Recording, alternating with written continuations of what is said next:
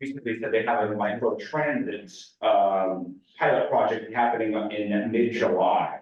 And what I'm looking for is to sort of move this process along by having the environmental commission, which I think there is a big correlation between less car use and public transportation access. So I talked to Commissioner Colby yesterday or 2 days ago, and then gave him a draft resolution.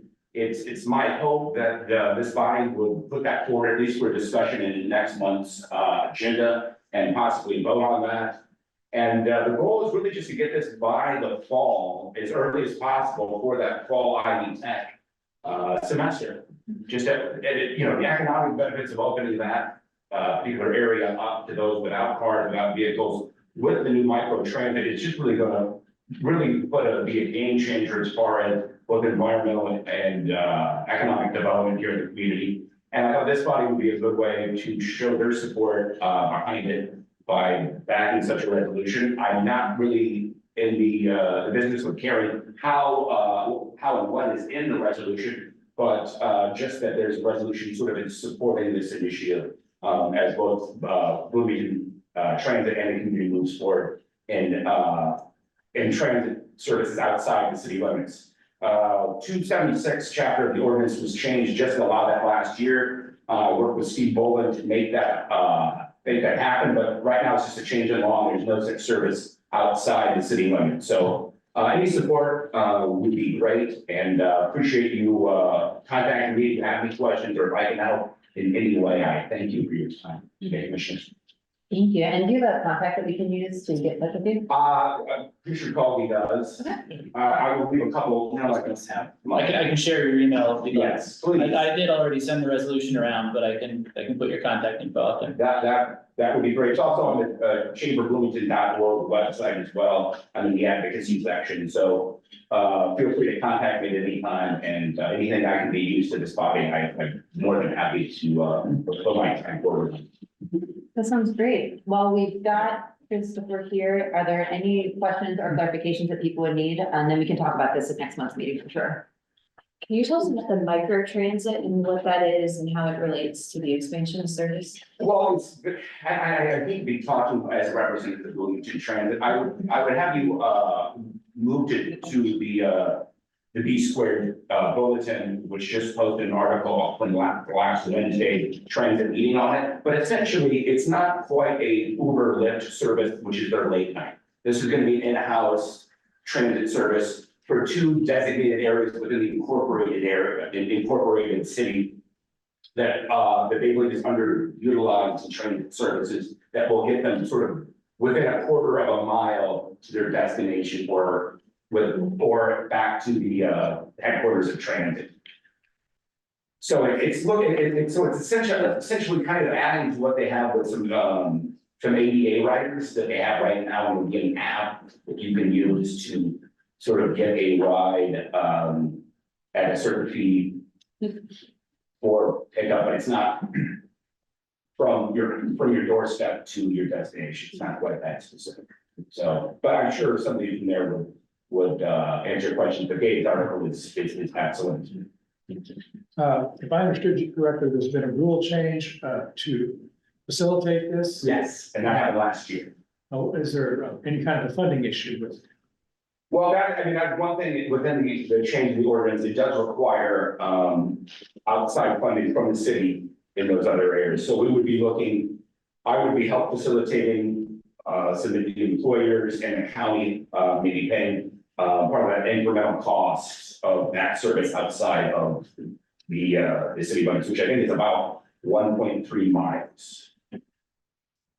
So this is just a point of clarification, so you're basically saying there is no transit service all the way out to Ivy Tech. Correct. Which is astonishing, right? It is. Now, we're signing a contract some years ago to do it. I don't know what that looked like per se. It's not like it's unheard of this, that they have certain service, but no, it kind of goes to the divide of all the stuff we sort of had with whether it was 37 or 69 between those east and west of that particular thoroughfare. So it's long overdue. The fact that we were able to change it 40 years after it became an ordinance.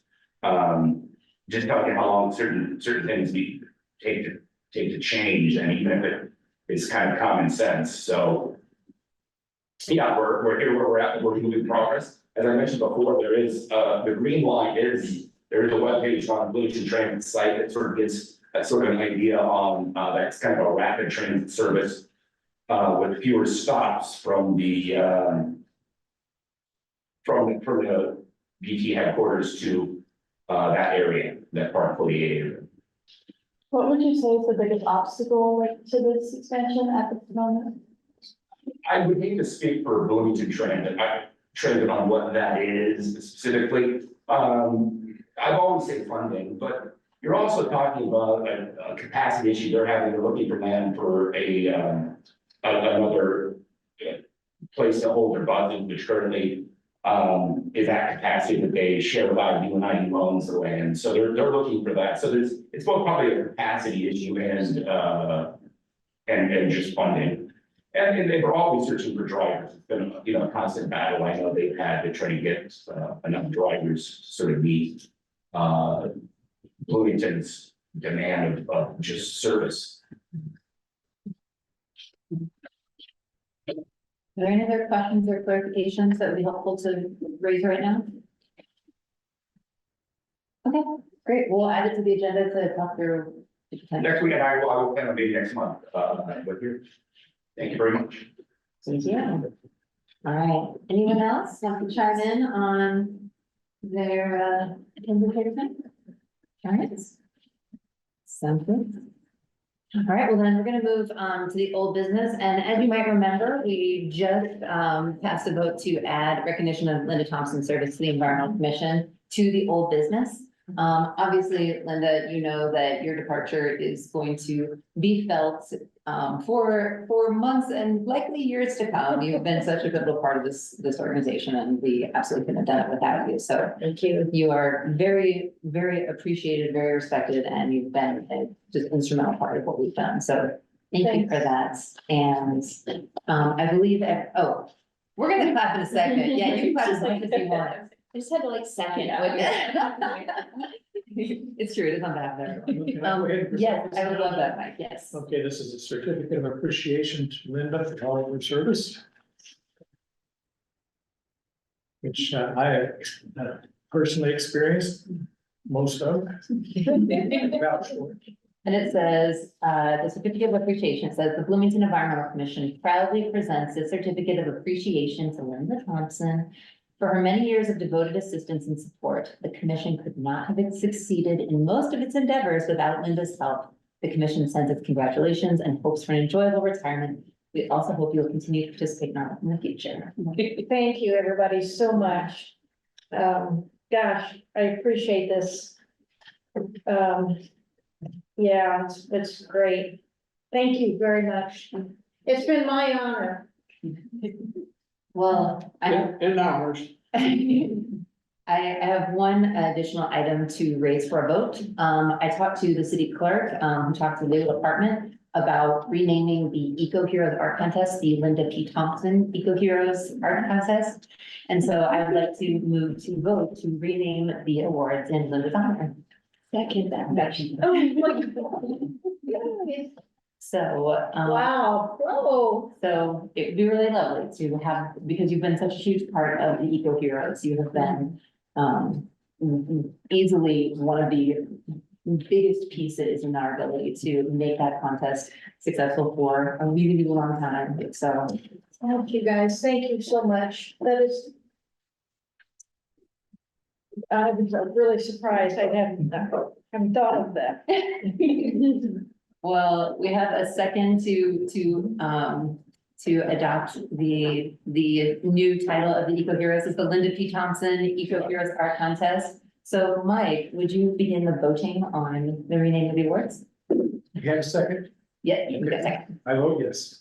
Yes. Yes, Yes, yes. yes, Yes. Yes. yes. Ms. Wells, Commissioner here, yes. Okay.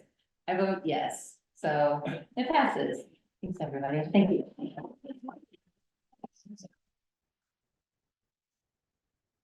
Tell you what, man. Thanks. It's always so fun. It's really stressful because it's all at the last minute kind of stuff. But it's loads of fun. I hope we all get stay involved in it. I think that your years of experience with it and also kind of helping our interns build out the process for, you know, how we think about it and communicate about it. I think that there's a lot of systems in place that for future years we'll be able to keep it going and keep it growing. I think you'll be able to roll right into it because I've had them keep a 3-ring binder of all the information on all these 12 years. So you can, whoever's here next year can see what's happened in the past and make it better. All right, well, I would like to open the table really quickly in case anyone would like to add anything else, but obviously Linda will continue celebrating you beyond this moment, but again, want to recognize that.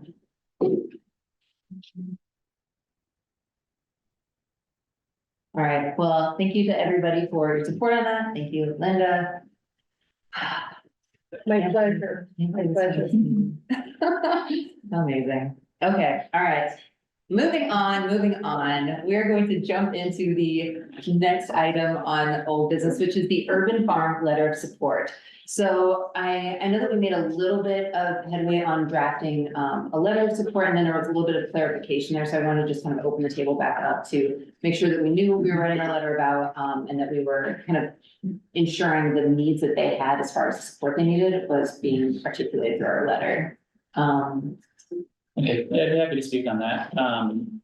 Linda and I talked about it after the email, and we decided that the letter as sent out to the group, didn't need to be changed because it aligned with their specific ask with the variance they requested. They did additionally want other things like proposed UDO changes so that, there'd be fewer hoops in the future. I considered doing a second letter in support of that, but then as I read through that section of the UDO on home occupation uses and whatnot, I didn't really know where to begin on that. It seemed like it was very narrow intentionally, and I don't know what we could do on that front, but I would like to continue to roll with this letter of support for their variance.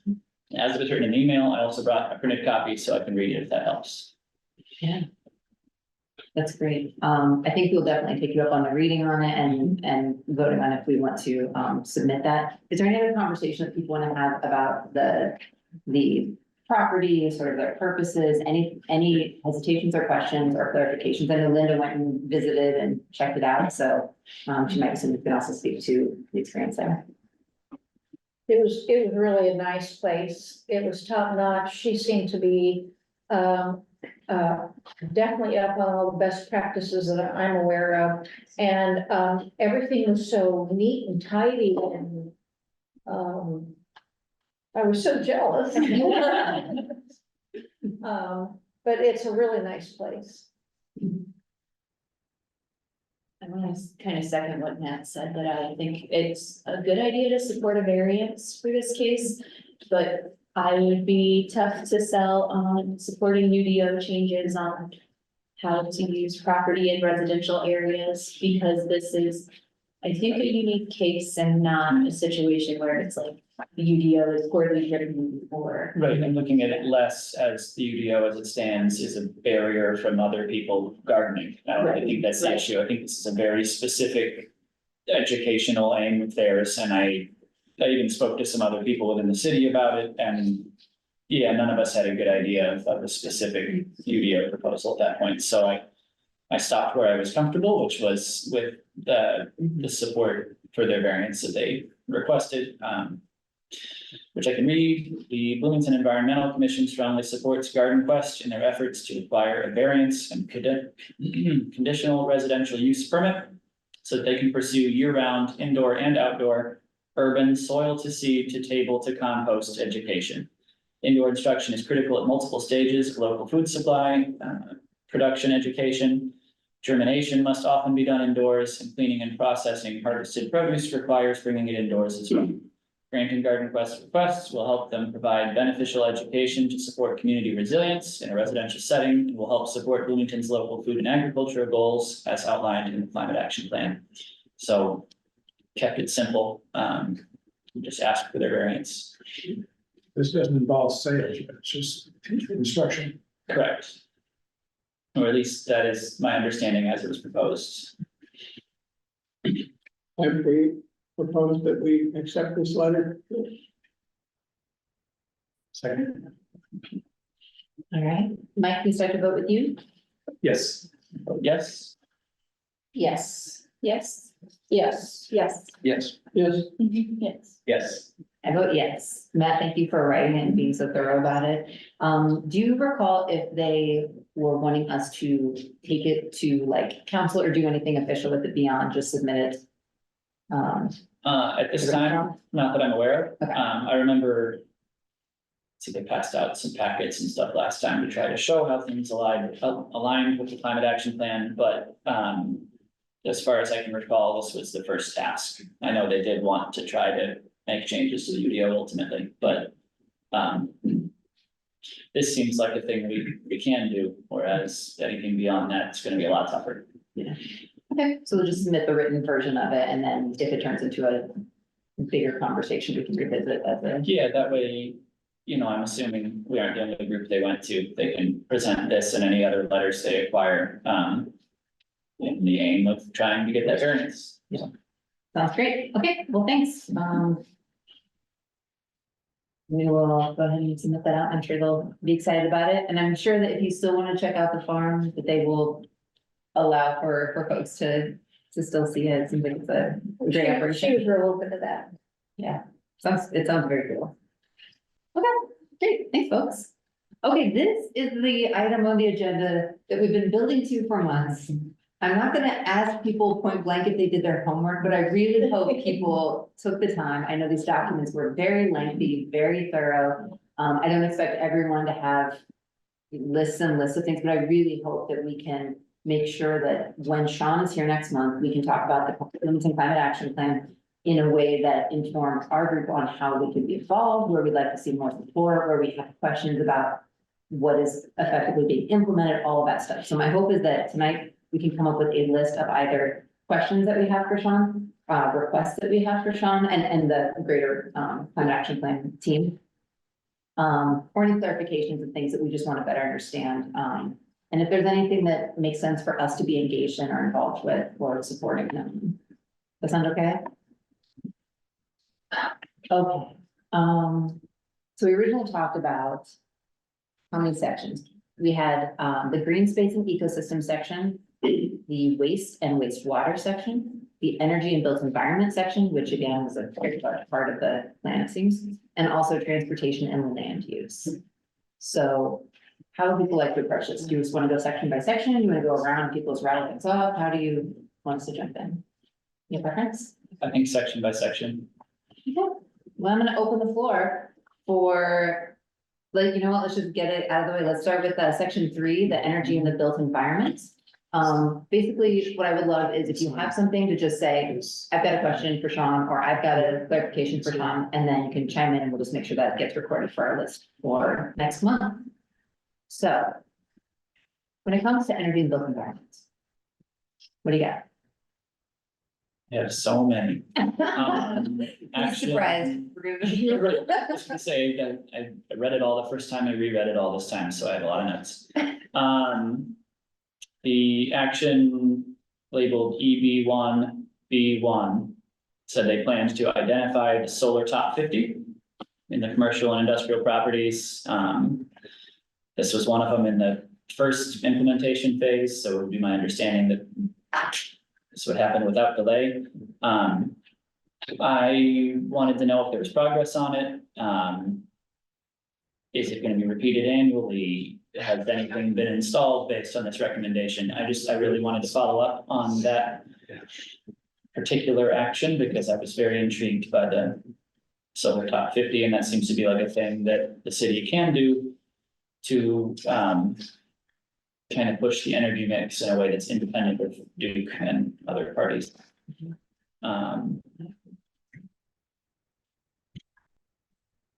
So yeah, a lot of things based off of that particular item.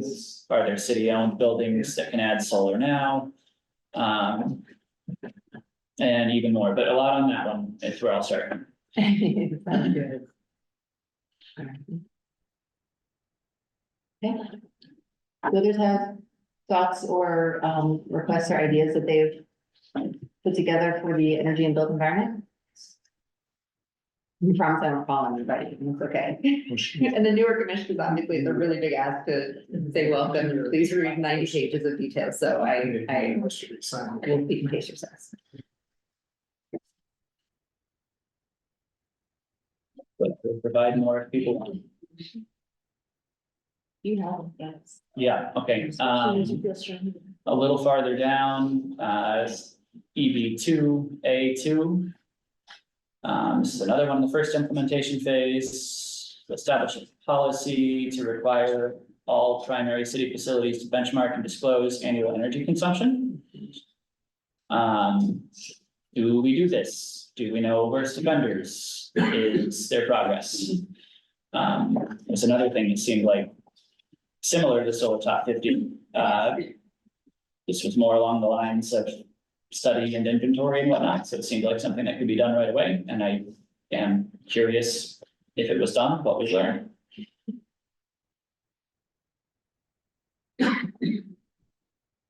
The very next one, EV2A3, conduct the building energy audit on all primary city-owned facilities without energy audits conducted in the last 5 years.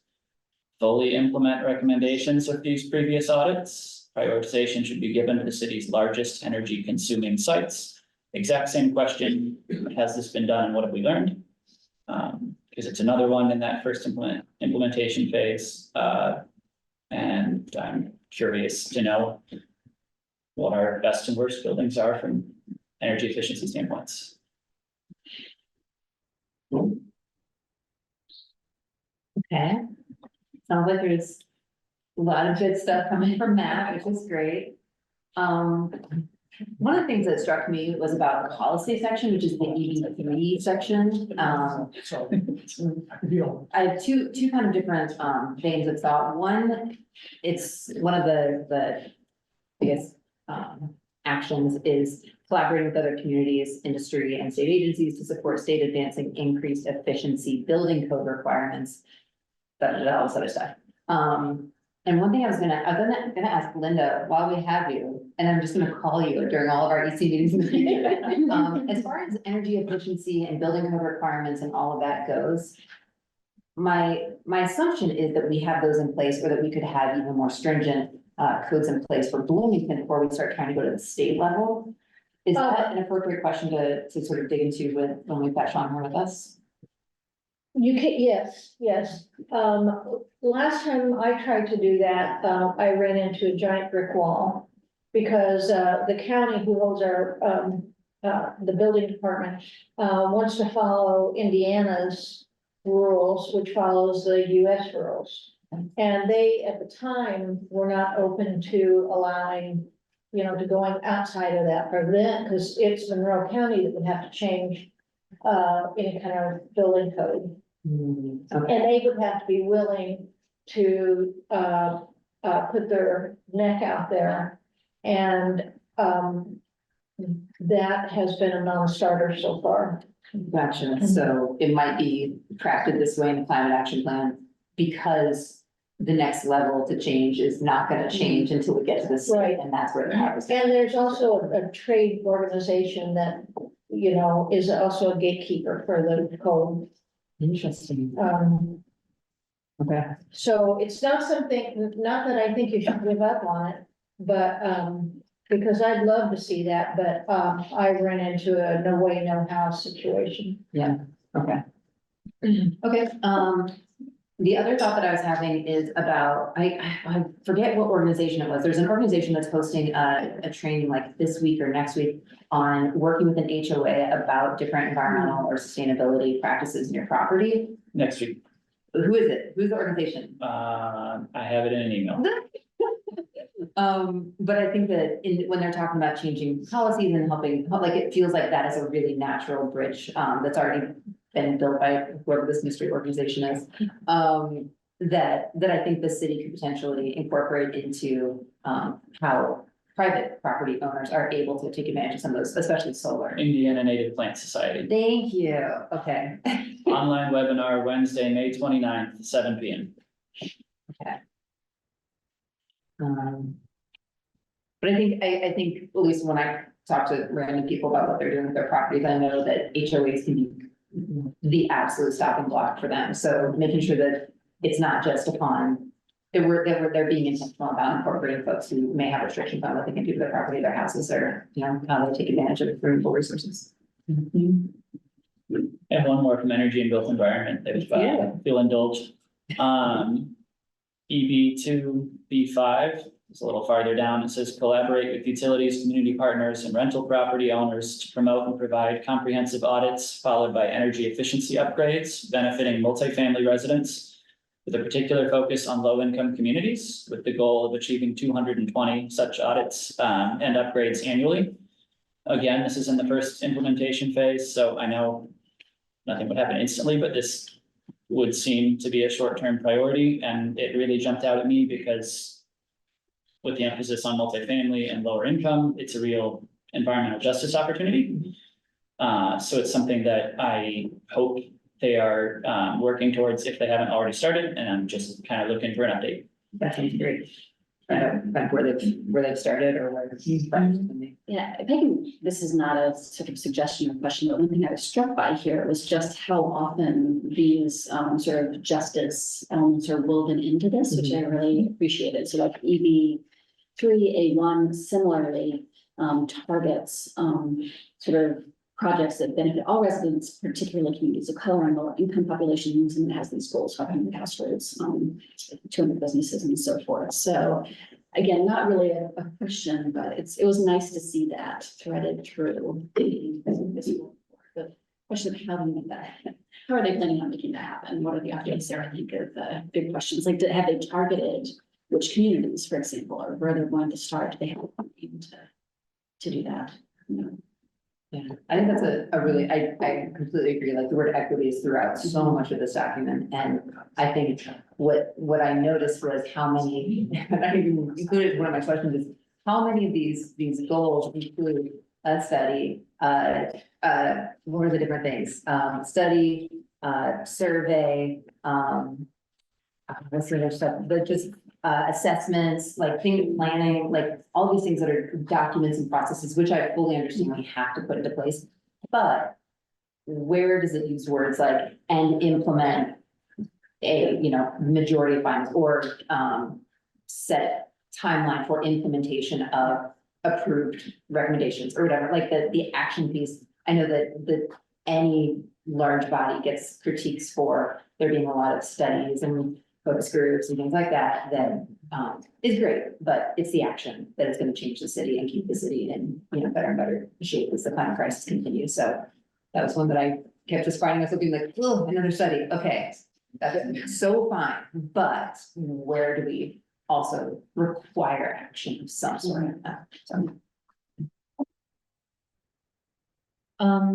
Are there any other thoughts that people want to add when it comes to talking through with Sean, the energy and built environment section of the climate action plan? And you can email within the next 2 weeks, any follow-up thoughts you have, I will accept them, I won't give you any flack about it, I welcome your thoughts. But I do know that this would be a really in-depth conversation, so it's okay if we don't have 100 questions per point, so. For my suggestion, I will type up my notes. And send it around. Sounds good. I'm just gonna take the transcript of our recording, but it's great, I love it, no, it's perfect.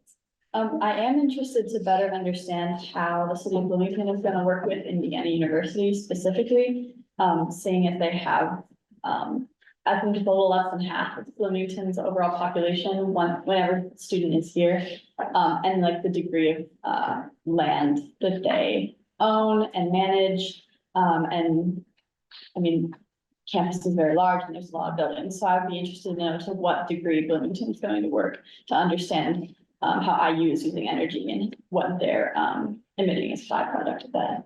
So, if I had to guess, some of IU's buildings are some of the worst offenders when it comes to energy, usage. Yeah, that's a good question. Okay. All right, any additional thoughts on energy and the built environment before we move to the next section? Okay, all right, you've been waiting for it. Here we go. We are now moving to section 5, waste and wastewater.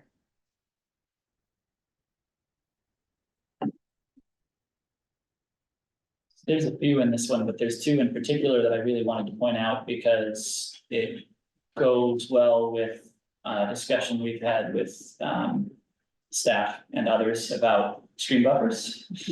W2A1, strengthen riparian stream/wetland protection in local ordinances and regulations where feasible.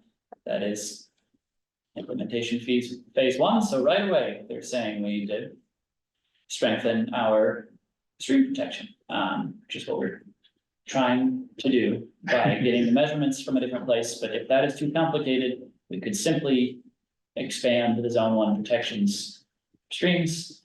So they can still measure from their computers, but instead of it being 25 feet, it can be such that even our widest streams, it still gets 25 feet of protection. So if that is simpler, right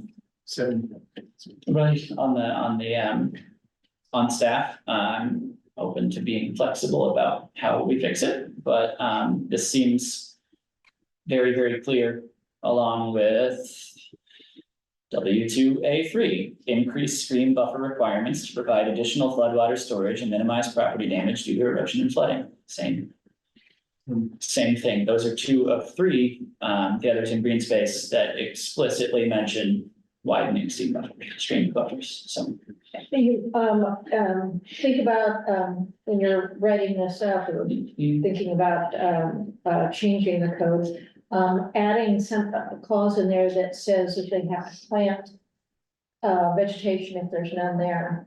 Because a lot of them in town, the stream has been mowed up to, and there's no requirements right now to plant any vegetation there. And that might be actually more important than the width. Yeah, include something about like required best management. Yeah.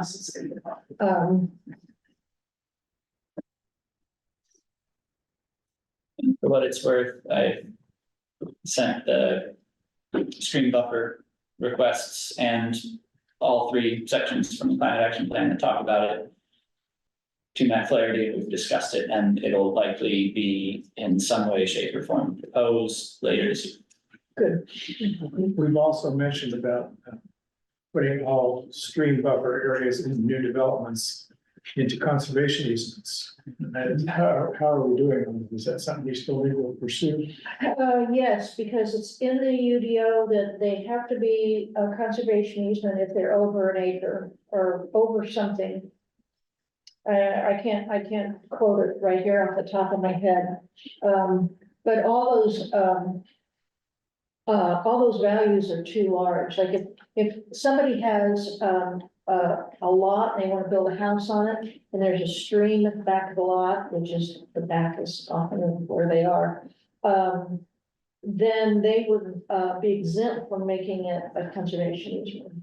Well, isn't it possible to make the whole thing a conservation easement at the time of the developments occurred, so Well, we're just part of it? Yes, and that is, that's already in the UDO. If it's like a subdivision, you know, you got 50 acres with a stream going through it, then, it probably will already be a conservation easement.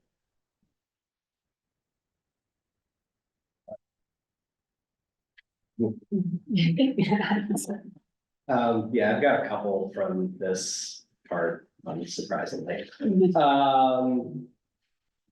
Few of them from the section called, Matt was just talking about, W2A.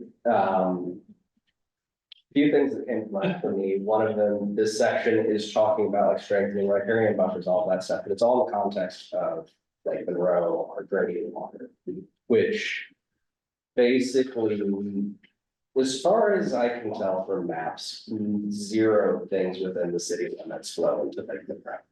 So I would like to know what kind of plans are in place here to try and collaborate with Monroe County, Brown County, City of Nashville, Jackson County is even like in like the Rose watershed.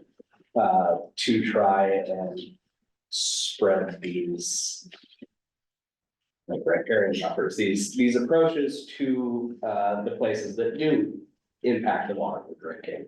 And what are we trying to put in place for those kind of relationships? That's a really good one. Another one is, I know it says in here that currently all of Bloomington water is within all the required levels of contaminant measures and everything for the state and nation, but there is the ongoing and worsening nasty algae problem that is only going to get worse with warming climates as like Monroe gets warmer, as it gets like summer droughts and has to get dropped down and everything.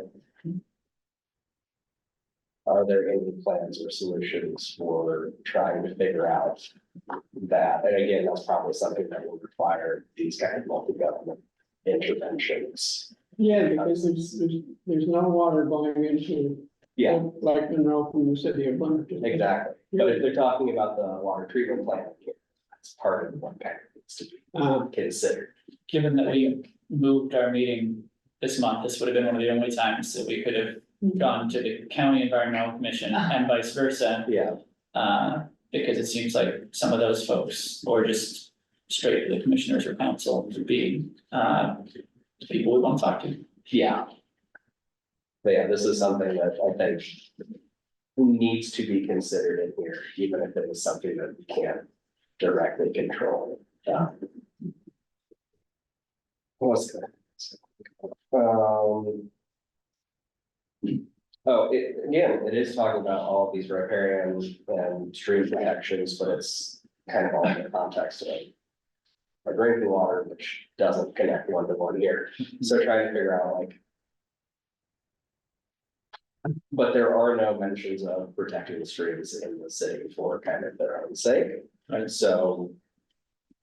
Where do you, like everything besides this section W2 is about water usage, water quantity, flooding, droughts, things like that.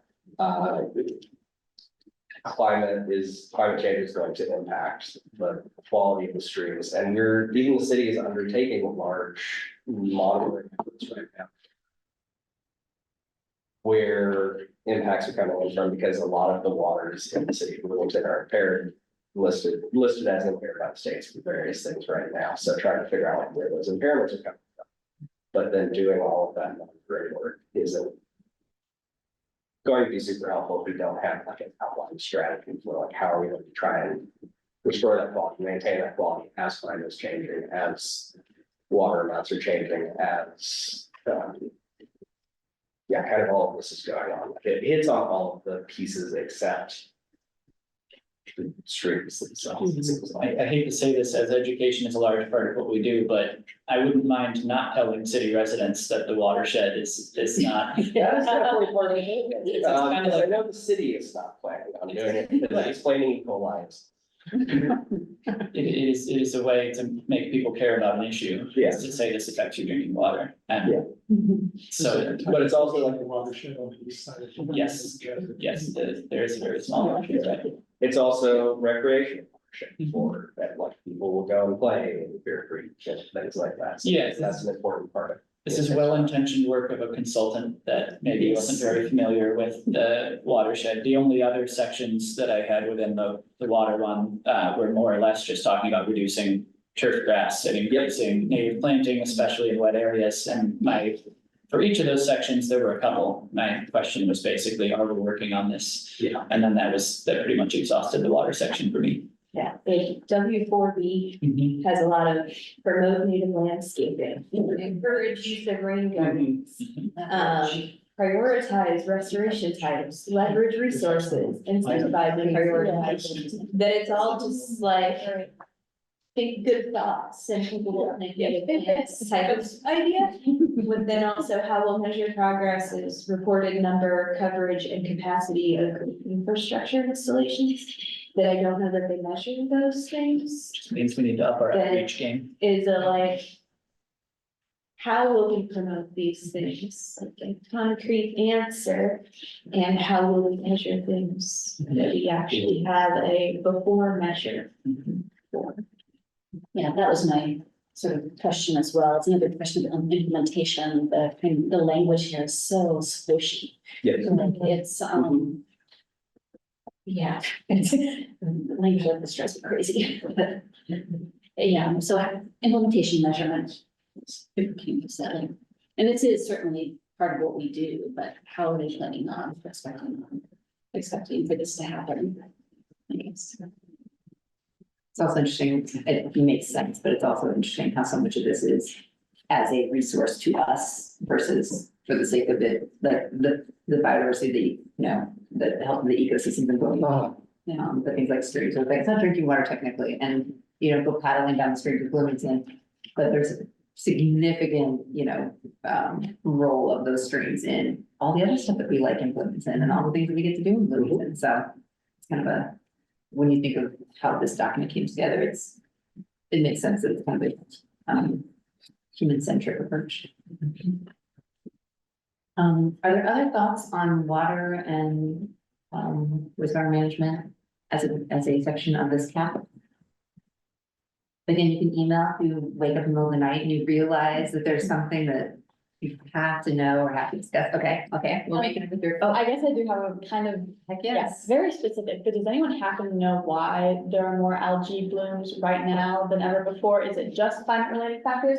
Or is there something else going on, like more microplastics on the surface that allow them to latch on or something? Probably more nitrogen and Yeah. phosphorus coming in from. Nutrient. Eliminate. Yeah, Francis Lake Monroe ought to know the answer to that. Yes, Yeah, And is that coming from non-point sources then that? yeah, from farms farms and and septic systems. a lot of septic and occasionally wildlife.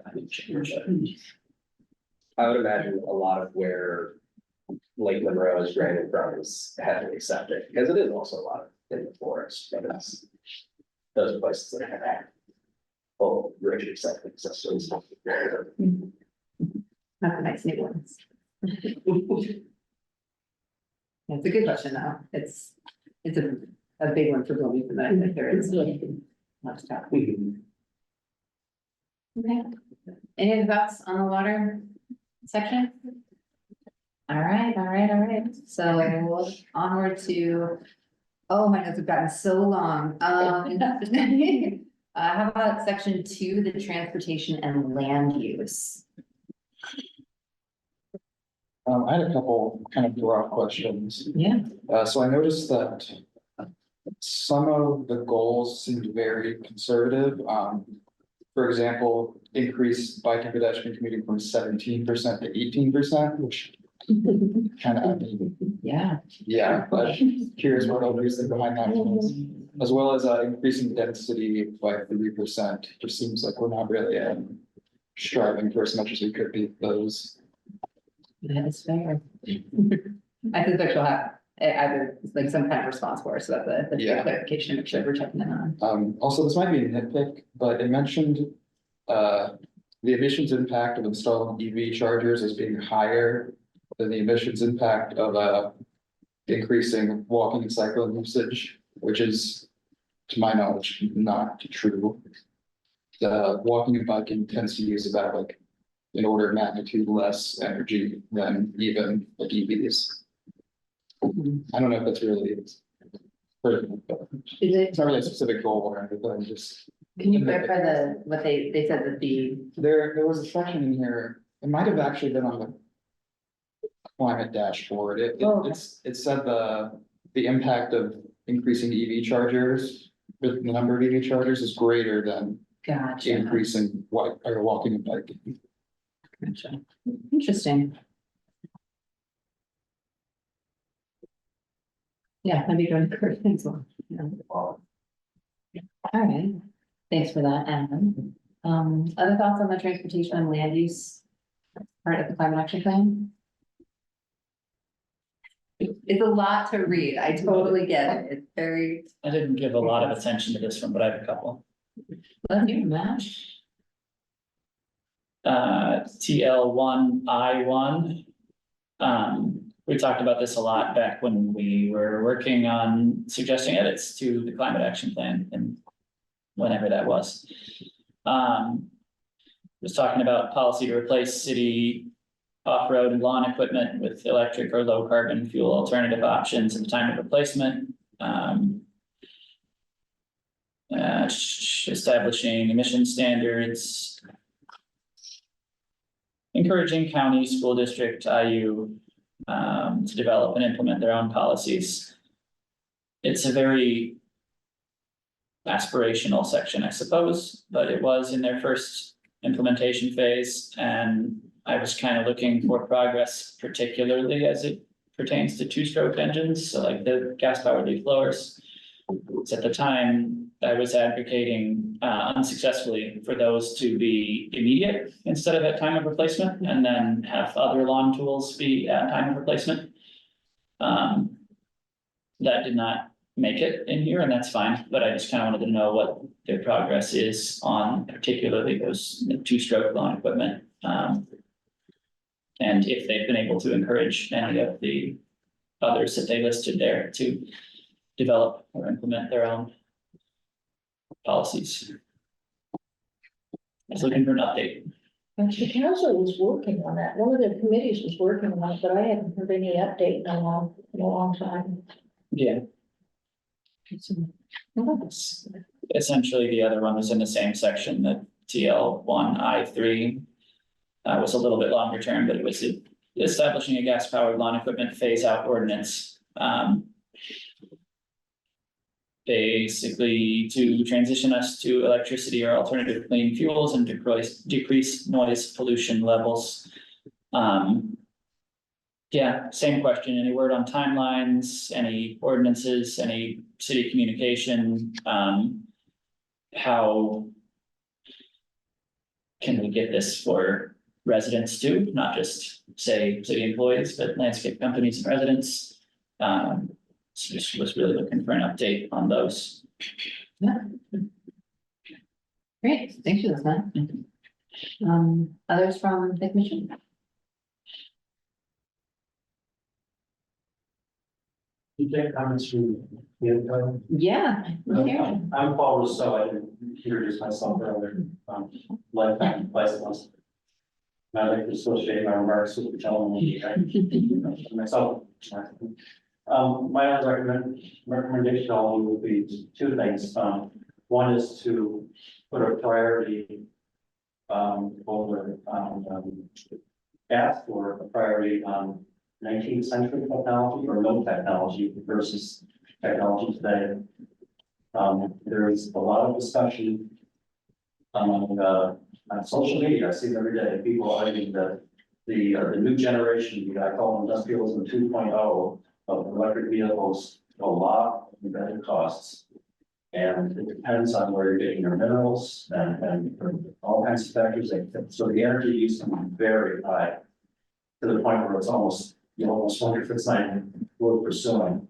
So bicycling and walking is far superior to that. And the other thing, one of the things I would say is, again, echoing some of the comments of other people, go for hard targets. Don't go for fuzzy language. I'm in my 60s. I've been watching this all my life.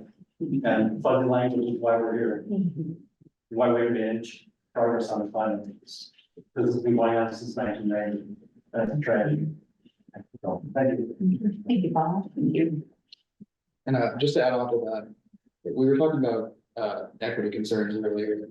Car dependency is a good intersection between equity concerns and environment, I think, because cars are expensive. So generally, if you're less financially well off, better cycling and walking infrastructure is more valuable to you. And that also just plays in with the environment around you, because lower income places tend to be more car dependent. And increased car dependence means, heat islands, you get giant parking lots, strobes everywhere, that kind of thing.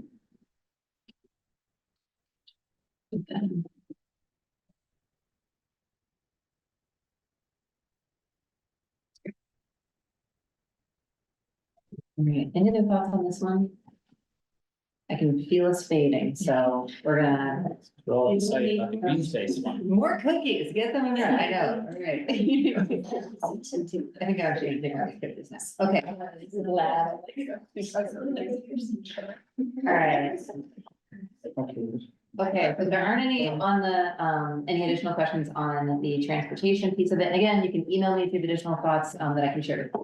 Sean, have some napkins as well, here are the mess. All right, we're gonna move on to green space and ecosystem, so. I'm guessing there's some thoughts and questions on this one, but I'd like to open it up for what people would like to share. Misty. I only have one on G3A2, which says develop an urban forest management plan. I understand that Canopy Bloomington is involved in that.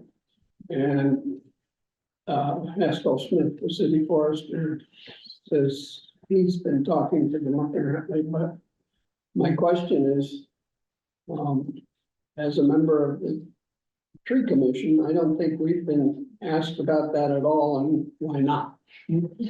Yeah. Or did I miss something? Yeah. If they are talking to tree commission, it's obviously not active enough or public or engaged enough to have you know that, so it's a good question. Okay. Thanks. All right, what other questions or thoughts do y'all have for this one? I mean, I thought, go ahead, no, go ahead. So I'm just sort of skimming parts of this right now, unfortunately, I would confess, but do they define green space? That's what I was wondering, because they seem to be on the one hand, from what I can see, on the one hand, saying green space is any space that has plants, right? But we know that there's differences between different types of things, lawn, yard is gonna be one type of green space versus woods or meadows. Do they, I'm missing this if they actually distinguish in their definition, but if they don't, I would really like them to sort of be much more specific about how they're thinking about green space, because if we're thinking about a climate action plan, we can't just say all green spaces are equal, right? But maybe I'm missing something here. That's what I see here, just like two sentences in one of them. What's the second paragraph? Yeah, That's like an urban green space includes any permeable vegetative surface, public or private, set apart for recreational, aesthetic or ecosystem services in an otherwise. See, I don't think that's good enough. I think we have to push on that. Yeah, that's. Yeah, because you could argue a front yard is set up for recreational purposes. And I'm seeing it in context of action G1B2, expand and connect green spaces so they are welcoming and within 10-minute walking distance of all residents. That if a front yard counts, done, okay. Yeah, I think that one's alluding to the 10-minute neighborhoods. That one's like, Yeah. seems to be specifically to parks, but they don't say parks. They just say Not green just space. property. Yeah. And also define like what is that front yard? Like, is it filled with pesticides? Is it just dirt? Is it filled with cars breaking down? Like, there's all sorts of Yeah. gray areas if we are saying that. Yeah. But there's a lot of discussion, I think, opportunity here, because when the EC first made green space reports, back in the day, they had a size limit, and I can't remember exactly what it is, but like, an acre, it had, they weren't gonna count, every little parking lot island. So it had to be big, and then, that kind of got changed because there was discussion that, well, that leaves out everything in town. And if you have a really small yard, then, in town, then you should be able to count that as green space because it's vegetated, it's, pervious. Yeah, I mean, they do say here, I'm looking at G1B3, that in these green spaces, how we're going to define them, that one of the goals is to improve the ecological functionality of them through increased plant diversity and pollinator-friendly habitat. So, presumably grass is not going to do that, but I do think we can still, push for clear definition, but sort of size of what it actually entails here. Another factor of this is that even though green space without native plants is not desirable, it's a lot better than pavement.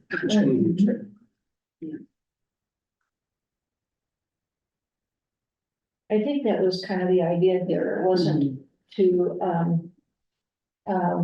assign any quality to it. It was just if it's permeable or not. Okay, what other thoughts do folks have on this section? My gravel driveway is green space. Are there weeds growing out of it or? Well, actually, it's starting to grow plants. I want to, so. Mine too. The entire section G2B, so G2B 1, 2, and 3. Where again, I mean, I had a head start because these were ones I fixated on when we were making recommendations to the climate action plan a long time ago, but just kind of looking for updates for progress. Roadside climate adaptive native vegetation, is that happening, or do we still just have mowed turf next to all of our roads? Increase use and promotion of no-mow areas. Plantings of appropriate heights to ensure safety and visibility along roads and parking lots. I think they probably mean low-mow areas, because you do no-mow areas when you're naturalizing them, you're gonna get trees and all that, but still. They didn't change that when I suggested it last time. But nothing's changed. Yeah, I was gonna say, I just wanna know if these things are happening, including the third one, the remote landscaping for absorption, where they use residential and commercial landscapes. Strategies include native moisture tolerant perennial plantings and shrubs. It's like, are we doing that, or is that just education that is yet to be put out? Is that, you know, on the landowner or business owner or whoever it is? Always your opinion.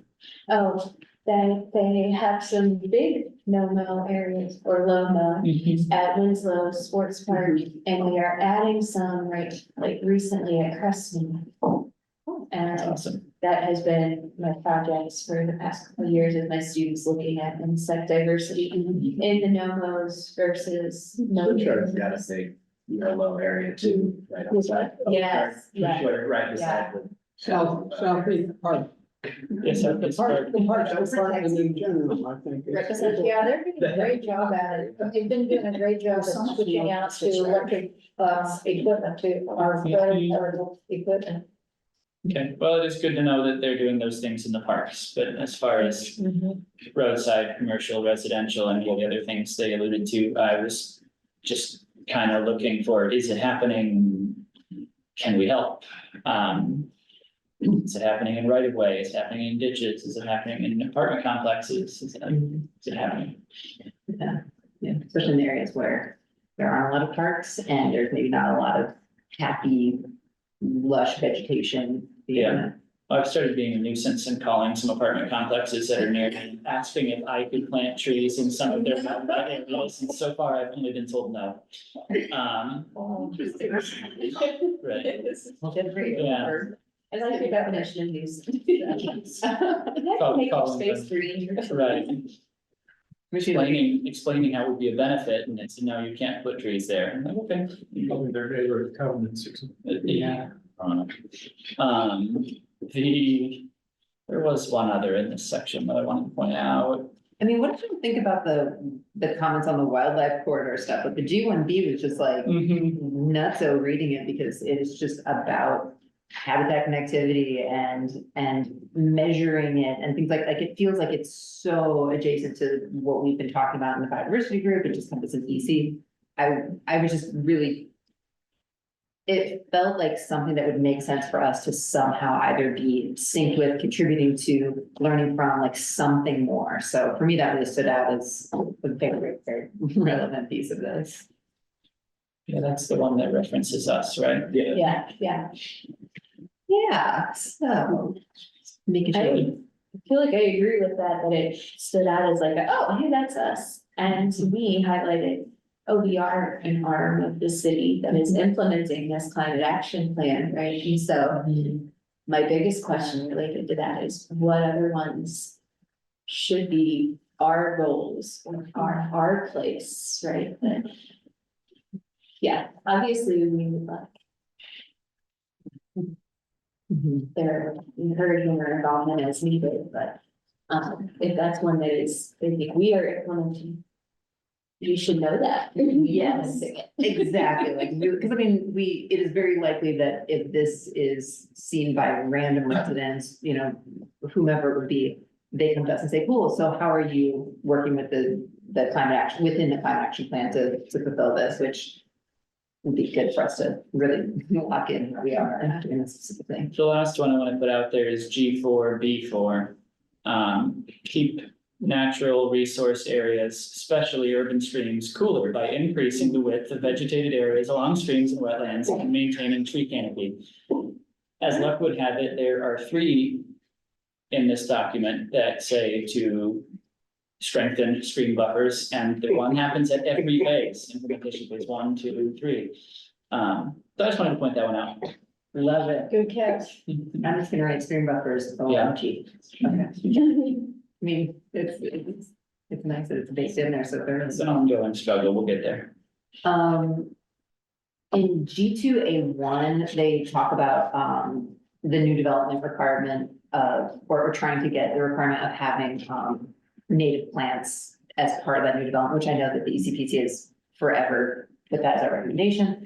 I can't remember if it was Dave who suggested it last month, but when we were talking, you were talking about some element of this. And whoever it was, if it was one of you, please tell me so I can give you the props, but talking about revisiting those new developments within certain periods of time to ensure that those natives didn't just die and they replanted them with something super invasive. Or something non-native even, but just saying part of it is sustaining the planting of native plants on your property. I don't know how much we can amend anything or how that's incorporated to it, but that really stuck to me as the opportunity. I know they're understaffed and overworked, but the city needs an enforcement mechanism. Like, it can't be us. Oh, no, I don't. Yeah, I know, but I'm just saying the city, More staff. Uh-huh. I've heard. In a conversation I wasn't a part of, developers saying, yeah, you just need to keep it alive for 3 years. Because people know the poorly kept secret that you don't have to keep these promises. Not just plants. Well, and the question, the one that Carrie brought up specifically says on city-owned properties, that should be like where the highest is held, right? But instead of thinking the city should make all developers do it. Well. I don't remember, I have G2A4, whatever that one is. I just have, can you talk more about this? So there's. Seed banks. The seed banks. Yeah, I love the idea. It says to support seed banks to address shifts in habitats, microclimates, bioclimatic envelopes. And that's like in the long-term phase, but, yeah, I'd love to know what that looks like, because I assume there's a lot of collaboration and planning that needs to go into that. It's pretty big. We should all be. Other thoughts on green space and ecosystems from the climate action plan? I have one quick question. Yeah. Regarding urban wildlife, is the university or the city monitoring wildlife populations? Is there any data? Is it ERAC that probably has the finger on the pulse of that most? I want to ask you. As far as the wildlife population of Bloomington goes, No, maybe in the parks. But nothing comes to mind specifically. And the only animal I could think of would be deer. yeah, right, yeah. I would be very confident that the DNR has all the population data about Bloomington's deer. What about hawks or foxes? or- I don't.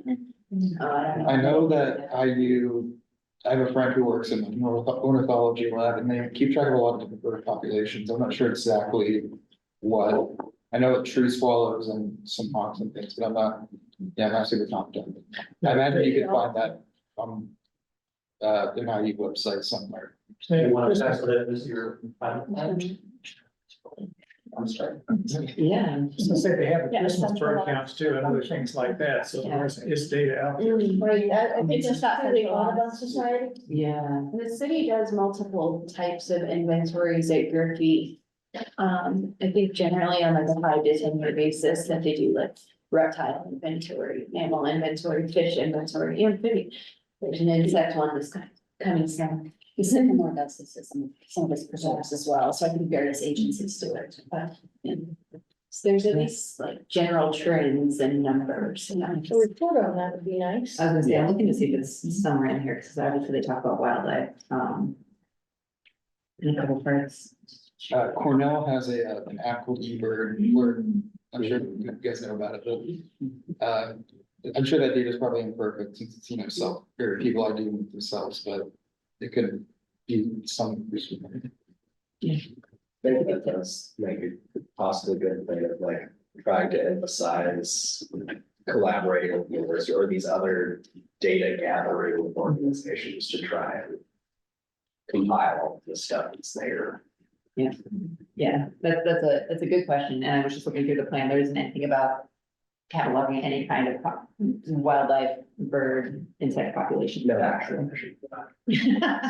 Right, not lots of. Might be something interesting to think about for us in the future too, if we pursue sort of thinking about the habitat connectivity plan a little bit more.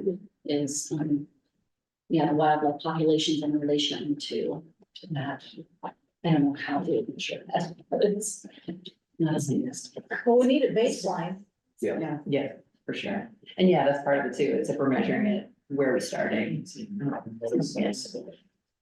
Happy to do it, doesn't have us to get it done. 20 years ago. Okay, that's interesting, because if you were measuring like amphibian populations, you wouldn't want to put the benchmark where it is right now, because I'm guessing it's way lower than it should be.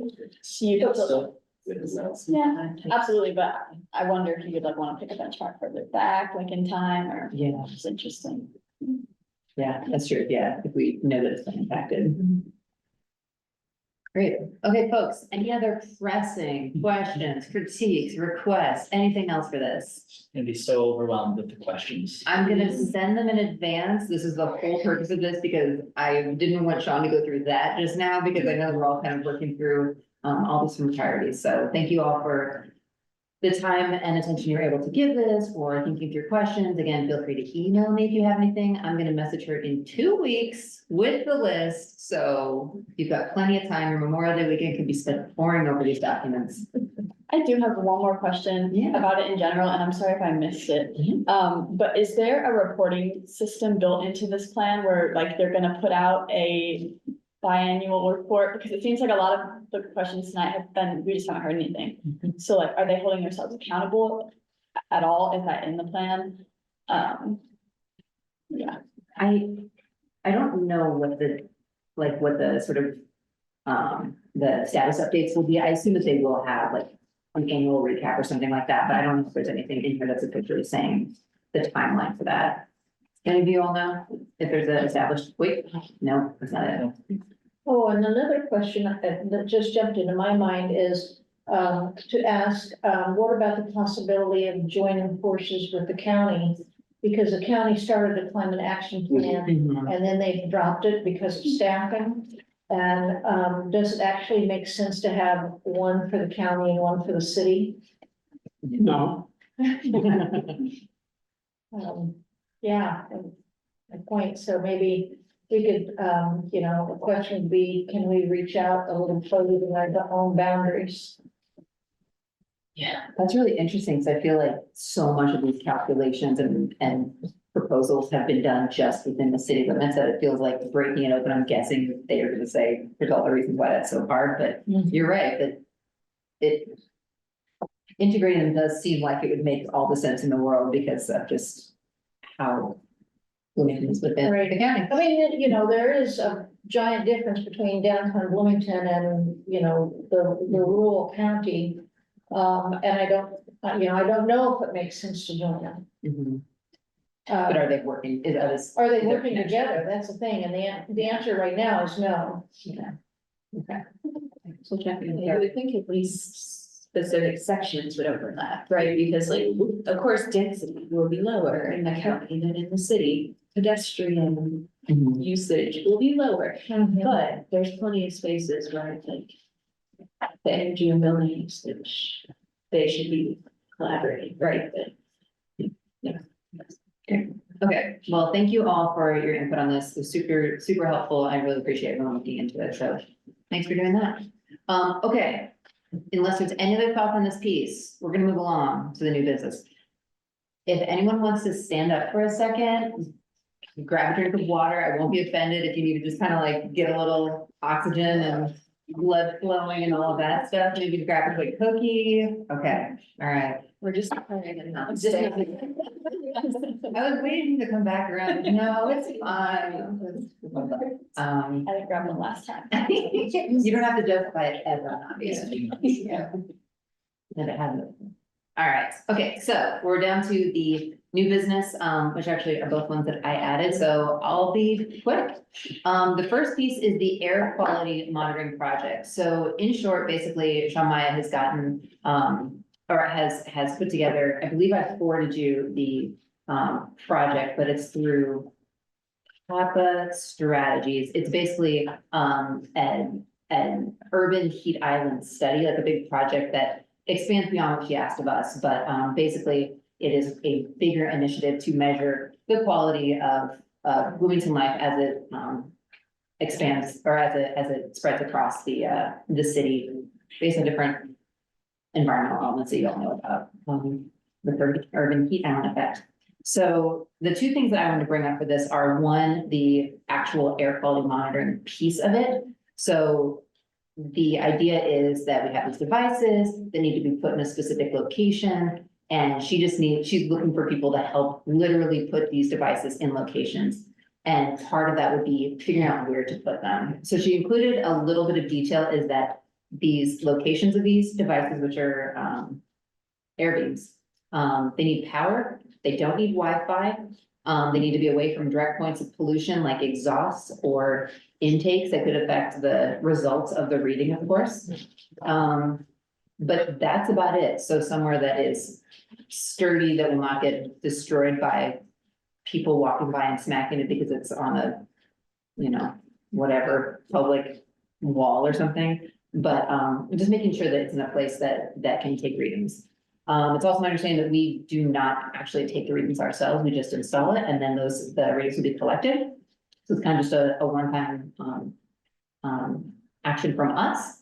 We can solicit help from community members, friends, families, people who owe us favors, and install those, but it's just 10, so it's really not that many. So the fact that we have majority support on doing this makes me optimistic that we can kind of hook up with that. The location need to be determined by July 1st. Which is a little over a month. So that would be the main request that I have tonight, considering that folks expressed interest in helping with this, is really locking in ideas for where we could put these. And I would say what we should take into consideration, and Matt's air quality report does shed some light on the fact that we do need a nice distribution of where these locations are across the city, and knowing what all our city is made up of as far as built environment versus, big lush housing additions and things like that. So I guess my request from you all at this moment is any thoughts you have on locations that we can consider, and anybody who might volunteer to be part of a follow-up conversation, brainstorming some of those locations that we can send to Sean by July 1. Do you have any thoughts on, or I mean, you could have questions too, but I don't know if I have nearly as many answers as Sean will have next month. I think getting a good distribution around the city is important. I mean, if we all said, yeah, we can host one, and then it turns out some of us live pretty close to each other, it's not doing as much good. I'd be willing to host one in my backyard. I'm on the south side of town, not far from Walmart, so kind of south and off of a major corridor. I know I already said it in an email, but citing them is kind of tricky. I mean, there's, like you said, you can't really just put them in a public place and then trust that they're not going to be messed with. So it's about finding somewhere where you can power them, sort of protect them from the elements, and sort of protect them from people. And then I guess it just kind of does the rest whenever they decide to collect. The EPA has a lot of guidelines about how to put them out. At least 180 degrees access, so on a wall is an option, but on a pole is even better. And like you mentioned, distance away from anything that's a grill, air conditioner, anything like that, but also not immediately next to a bush or a tree. It's anything that emits or is it's like a pollutant sink will affect the numbers. So you basically need open space where it's gonna get vandalized or stolen. I think we could do is come up with a list of, I think ideally, a list of 20 places. That then we can go back with the fire tooth comb or give it to Deshawn and team to say, this would be a better fit than that one, because it is a really big ask to find something that fits every single one of those criteria and has power also. Right. So it's like, you know, a fine combination, but Could we just, I mean, just to make this easier, can we just make like a Google map and just drop pins on all the possible places? Oh. that- sure, that's a great idea. Just thinking, I did this, something like this for a project a little while ago. I mean, it's just easy enough, you know, you just drop it, and then we can get a sense of the distribution. So if any of us who are willing to post one of these or can find one, can drop one, and whoever's making the final decisions can decide what the best distribution would be. Are there folks who'd be willing to participate in this kind of brainstorming and initial planning process? I see two. Okay, I hear Nadia's voice. I'll be out of town during the actual thing, but as you plan them, maybe if you would share like, okay, this is the 5 places that people volunteered. And then we can identify where the leads are. And that could be like, oh, now let's reach out to volunteers who live in those areas and see if any friends can help. Let's like, as long as you have it powered, I don't think you actually have to be there, because they'd Yeah. be taking the readings off of. And if you don't even need Wi-Fi, it means that they're going for the cell version. So, I mean, you just have to have it sighted and powered. Okay. Um, And the Because I vol- can't guarantee I'll be present either, but I happily understand. yeah, and the volunteer doesn't have to post it or anything like that. It's just, we need bodies that can put them where they go. And we have places they can go that will be a good fit. So, yeah, but I think it's a great call to create that initial map, and then we can just send around and say, okay, we've, you know, set up this list of initial locations. I mean, I'm thinking also of, you know, people that we know in town, or organizations or churches or whomever, like locations that might fit the criteria that are privately managed in a way that is less of a Something fenced in. yeah, something where someone's gonna notice if there's Yeah, I can think of several good places on campus, as long as there's not like a ton of red tape to Mhm. something like that, I don't know, I can look into that, but. Yeah. Maybe, given that the city is divided into 6 council districts and we have 10. We should try to make sure we get at least 1 in each, and then the other 4 are kind of wherever you find your best sites. And within the districts, they're really different neighborhoods and things like that too, so just kind of thinking through how many of these are, what does it look like, where we're gonna be installing these? Okay, so I'm gonna put Nadia, Matt, Shannon on That the, actually can be gone all summer, so do you wanna participate in brainstorming on locations? I can make a map. Just making the map, you don't have to install. I'm gonna And I can try. volunteer for some of it. You know, come in your yard. That's fine. That's fine. Okay, I'm happy to volunteer my yard, because it's on the north side. party at Linda's house, Party at done, Linda's. done. Are you in the city? Yeah, Oh, okay. All right, so the 3 of you, at least for now, will be on the initial building out a map plan. And then when it comes to installing, we can assess from there who we've got that can actually put them in place. We have a window of time when the installation happens, so Sean will give us more details on that as it comes through. Yeah, Question against point sources that only emit at night. I lived near the brake factory, near the deer park once, and at night, air machines. So, Interesting, you're saying about avoid Carlisle. we've heard that before. it's so deep though, it's like what a nice spread of actually what it's like, so, yeah. Okay, good then. Hardest thing is Mhm. that avoiding sources and sinks, like it's really hard. Yeah. There's a reason that most reliable monitors are just in a fenced in area in the middle of a turf grass area, because you can't be too close to a building or a tree or a whatever. And did you say how long they will be up? Yes. I don't remember what she said. That's all right. You don't need to look it up, it's not. Okay, well, I'm gonna circle back on it and let you know at some point, just so you know, in case you're planning on renovating your yard or anything like that. There's the monitor, just kidding, just kidding.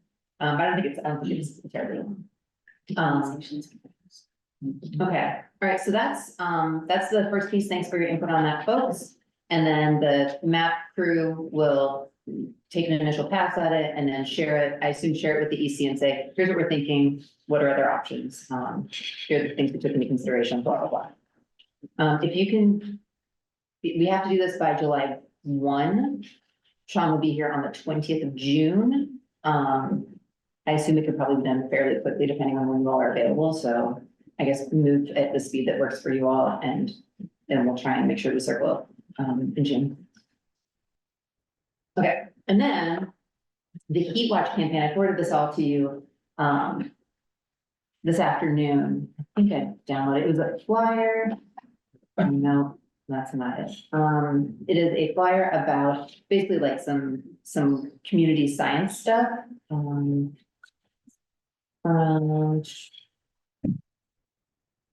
There we go. Okay. So I forwarded you the email that she said that she's wondering if the EC would be willing to help out with the heat mapping event, or helping to recruit volunteers. There's a flyer that, do we have anyone running our social media? I just realized our intern is gone. Pass that No. around for people to look at. Not right now. Is there anyone that can Talk do about it that? shortly. Can we do that? Does it need to go through? It probably has to go to somebody. Somebody? Okay. I'm gonna make a note to follow up on that. Okay. Basically. Ryan could do it. I mean, he's savvy in those kinds of things. Yeah, let me note on here, trying to figure out who's their social point of contact. Okay, but there's a Heat Watch campaign that they're gonna be running. The big events are between July 26th and August 8th. So that's when they're gonna have people basically going around and trying to, it's my understanding that they're gonna be like doing like some monitoring and stuff like that. So there's a flyer that I've sent to you all. It's for volunteers. It's for spreading the word. We can print this out and post it places. If you have a network that you'd like to share that with, is something they're trying to get more eyes on. So no requirement, but just something that Sean asked if we could help amplify. And that's that. Okay. Thank you for all of your input and interest. Okay, the other piece is just sort of a call for interest and potential participation.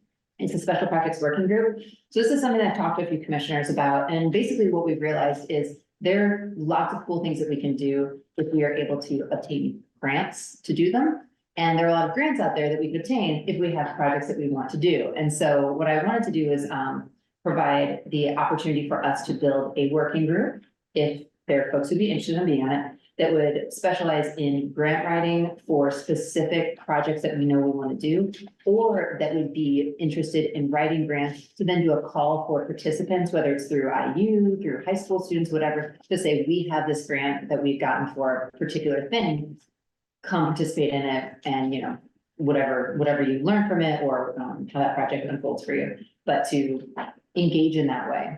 So my thought is that it would be a working group that operates based on a specific need. It's not something that we would always do. It would be something that they'd be actively thinking about opportunities, or if they hear something that says, we could do this if we have funding, then they would explore, what does that look like? My hope is that the treasurer would be somebody who'd be on that working group, if that's something that they'd be interested in. But right now I'm just kind of calling for interest in a working group of that nature and see what people think. What do y'all think? I'm seeing some knowing nods. Okay, that's reassuring. Okay, is there anybody who'd like to volunteer to be looped into my incessant emailing? Okay, nice, all right. Yes, I've got Prema, I've got Mitchell, and I've got Gampy. Okay, cool, thanks, y'all. And again, it's not immediately, there's no immediate like requirement or need, but it's something I think that if we could build it out and start running, it's decent fun there. Okay, listen, I know it's gonna be a short meeting. It's super short right now, so we're gonna move on to the report section of our conversation, before we get out of here. So when it comes to reports, we've got Dave up for tree commission, ERAC, and Friends of Lake Monroe. Okay, I sent you all the urban foresters report. Let me give you a few comments that he made. He said Arbor Day went very well. They planted 15 trees. There were 30 volunteers and 90 hours total at Crestmont Park. He mentioned the state chemist doing an investigation at the city's nursery. It's sort of a place where they just keep trees before they actually plant them out. And there was 2,4-D, drift of 2,4-D from an adjacent field one day when there were 16 to 18 miles an hour winds. The state chemist came on April 23rd and made a report that this had probably happened. Nesco Smith says the trees were probably okay, they were just damaged, but it doesn't look like they're gonna die, and so there probably won't be any anybody sued or anything, but they hope that this particular person at least will not try to spray on windy days in the future. He mentioned that the downtown square, there's a campaign to rework the plants there that were last dealt with in 2017. And he mentioned that we're now at 50 years of the farmer's market. And there's a water truck coming soon to water 150 trees. So there's that. I've just sent around, the tree commission has been working for probably over a year to revise this tree care manual. Have a look at it. If you'd like a personal copy, send me email and I can get you a personal copy. You can have a look at it too. I gave a copy to Linda, so. And I've got 2 other copies here that, well, one's for me, but I could give one away. One of the things that happened at the tree commission is, they always ask for reports on the environmental commission, which I give to them. And then Mia Williams, who comes from the university's landscape architect department, gives the report. She said that they now have a full staff of 3 certified arborists. There were Arbor Day celebrations, rewilding IU project. They were tree planting demos, and they planted a whole lot of trees east of Valentine Park, out Valentine Hall with student help. And they're continuing calorie pair removals. There were 22 on the campus, and then on the second of 3 years, trying to get rid of those. The commission went on to work on a description of the tree commission for the city, and they're discussing ideas for a new master plan. So that was our meeting. The next thing I'm supposed to report on is ERAC, and there was no ERAC meeting to report on. And the Friends of Lake Monroe Science Committee is meeting tonight, so I wasn't able to go to that. Thanks for choosing it. All right. Thanks for that update on that. We've got the Bloomington Commission on Sustainability grant. I was not able to make it to that, so I do not. No problem. Okay, now MC Iris. Not much at all to report there, just getting their growers, the people who are growing plants from seed, for the September, plant sale. They're just starting to get those people organized to, take the germinated plants and put them in pots. So there will be lots of planting parties. I love it. Excellent, okay. I'm getting my yard survey for invasive species tomorrow, by NCX, so I can Nice. let you know how that goes. Heck yes, give them a big high five for us. All right, the Metropolitan Planning Organization Citizens Advisory Council, I don't believe we have anybody participating there, and then, the county. Megan, any chance you went to last week's meeting? I didn't even think about it. I didn't think about it. I didn't- Yeah, I was gonna say, I heard just a little that they talked about the county development ordinance and, but I really didn't get much of an update officially, so. No worries at all. Okay, great. Okay, well, thank you for the reports. And we're at the point of our evening where we've moved to commissioner announcements. I know a couple, or at least, we've got an announcement or two in here, but one thing I wanted to let folks know is that, it's his last name. Hiddle, okay, I was like, not little. David Hiddle, who's the director of the Planning Transportation Department, will be joining next week. He's just going to be, Next month. next month, thank you. We're also meeting next week, surprise. No, I'm kidding, not next week. Next month, just to sit in and kind of just get to know us a little bit more. We'll also have Sean here, so, and we'll have the, consideration for the,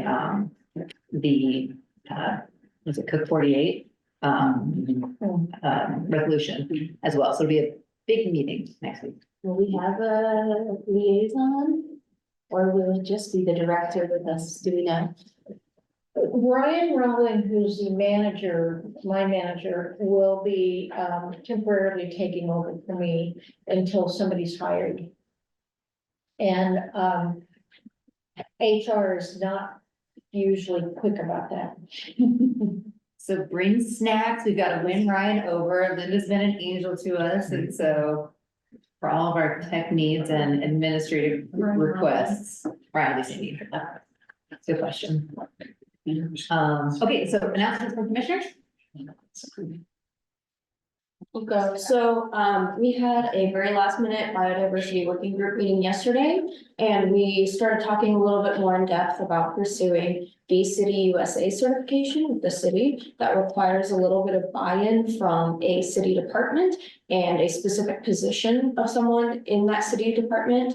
We discussed possibly putting it in Parks and Rec, and we had a couple of names floated, but if you have ideas for who to get buy-in and partnership with for that, that would be great. And then it also requires like getting a resolution drafted and then passed by city council eventually. So we're going to work on like drafting a resolution, and then we'll probably bring it to you before we bring it to city council eventually. At this stage, I guess we're also just looking to see about thoughts, comments, concerns about Bee City USA. I can talk a little bit more about what all is entailed in it, but yes. I have a question. Yes. Once we get the certification, do we just have it, or what kind of update? We have to renew it, I believe, yearly. Okay. Around February, actually, so that's something we would have to consider. But we don't have to reconsider the resolution, we just have to resubmit to Bee City USA. Yeah. We want to keep it active. I believe so. Sounds a lot like Tree City. Yes. Yeah. Get benefits. Count your bees once a year.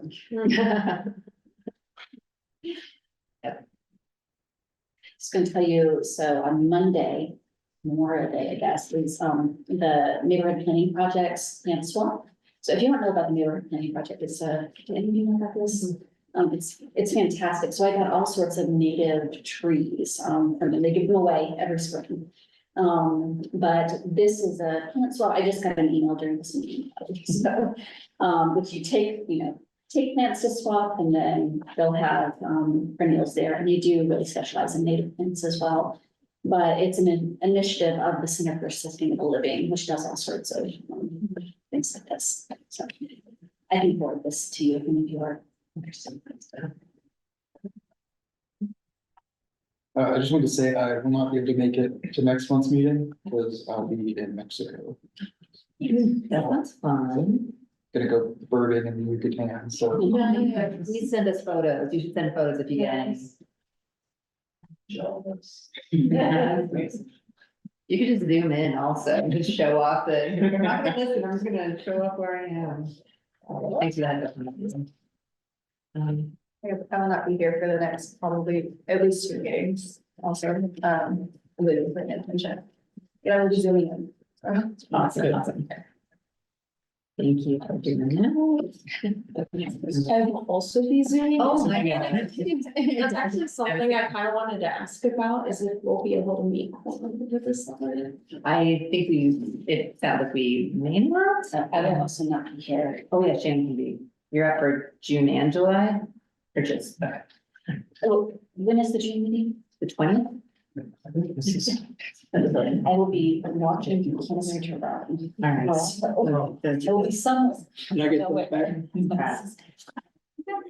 Any other notes from commissioners who will not be able to make it to either July or June meeting? I won't be here for June.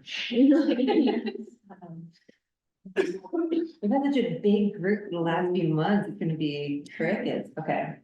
That's great, enjoy your summer. So we can talk about any resolutions in June, but we can vote in Yep. July maybe. Yeah. All right, any other announcements from folks?